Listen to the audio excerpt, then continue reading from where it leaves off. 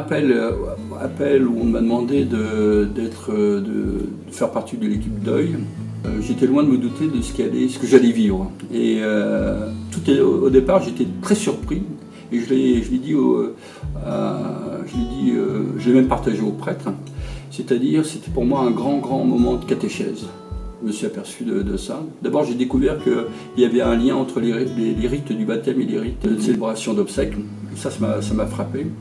Et j'ai bien aimé cette image du jeune baptisé avec certains rituels, d'une vie et d'une fin de vie, mais portée par les mêmes rituels. Je trouvais ça très, très joli et très beau. Et ensuite, ce qui a été très fort, c'est la lecture des textes, la relecture des textes, le partage des textes, parce qu'on a des temps de partage automatiquement avec et aussi ce temps d'homélie qui est fait, ou de commentaires, et qui apporte un autre éclairage, parce que là c'est sous l'angle de la fin de vie, mais le début d'une autre vie. La résurrection est centrale, et la résurrection va s'adresser à la fois à des personnes qui en sont convaincues, mais aussi à la fois à des personnes qui sont complètement en marge de ça, ou complètement athées, ou complètement hermétiques.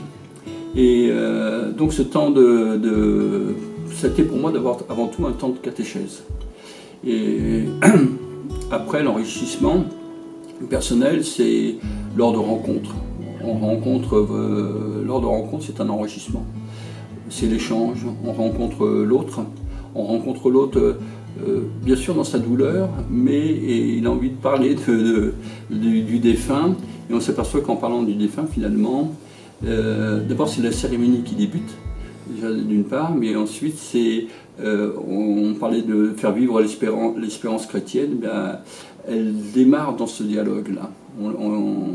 Elle prend forme, parce que finalement, on raconte le défunt, on se rend compte que le défunt vit.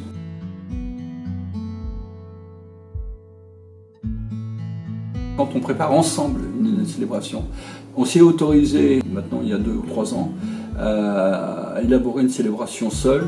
On vient toujours être aidé pour la partie sacristie, mais pour se préserver en temps et en disponibilité, on s'est autorisé à recevoir seul. Et ça se passe très bien. Par contre, ce qui est intéressant, c'est le temps qui est proposé par les prêtres qui prennent en charge cette mission deuil.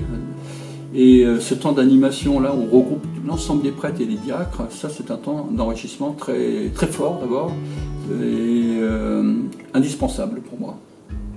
Indispensable, parce qu'à la fois, on a la perception de ce que les uns et les autres, on se nourrit aussi de la perception de ce que les uns et les autres ont à dire sur leur mission d'équipier deuil.